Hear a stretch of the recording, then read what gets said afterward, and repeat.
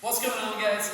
We have an awesome couple of med ball movements right here that is going to absolutely jack up your ground force creation and your overall power output. So, nice and simple. You are going to do a med ball clean, jerk, and slam, and then you're also going to do a med ball cluster. So, sometimes in our programming, we'll do numerous of one, followed by numerous of the other. Sometimes you'll literally do one, then the other. We're talking about vertical force, so obviously that comes from the ground. Certainly, in terms of the clean, we're going to get a squat in there, so the whole body's working from the ground. With a nice bit of technique and skill, because that's always important, and learning new patterns is huge for performance.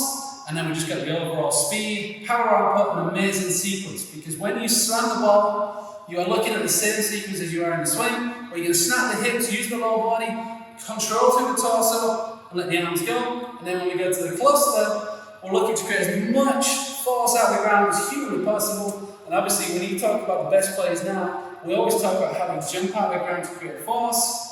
That's what's up right here. Okay, so it's a great awesome couple of movements. Nice and simple because you're using a ball.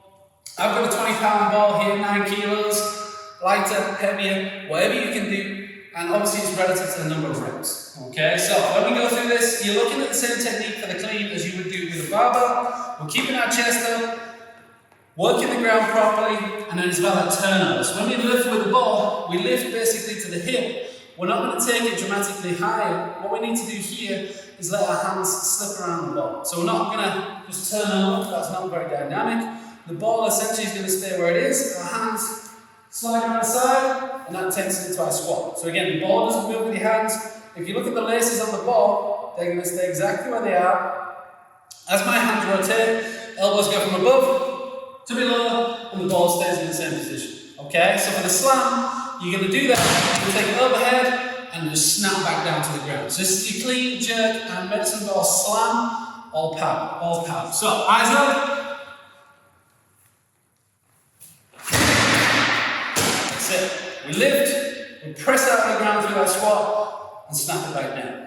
Awesome pattern. I'll just hit another one for you. Again, try and get the transfer over in terms of turning the ball under, and just let it breathe. So I said, you just let it go with all you've got. It's an awesome pattern. So, that's your med ball clean, jerk, and slam, and this is your cluster. Okay, so we're going to go clean into a thruster, but as long as you have the space to, we're going to release this ball as high as possible. I literally want you to jump out of the squat, get as much elevation on as possible. Make sure it just lands in the same spot. Okay, same pattern, same turnover. This time when we come out of the squat, instead of taking it overhead and down, you're going to take it out of the squat. Release, get as much higher as possible, alright? So, really fire up the legs, get the posterior chain going. So, we set.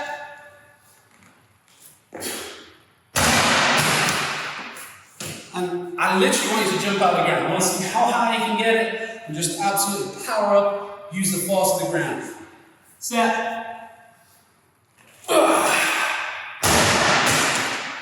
As I've always said, we have some good fun with the med ball movements. You can just let them rip, but you are learning some amazing sequencing and some very important patterns of motion, okay? These are two of the best. I can't wait for y'all to get after them.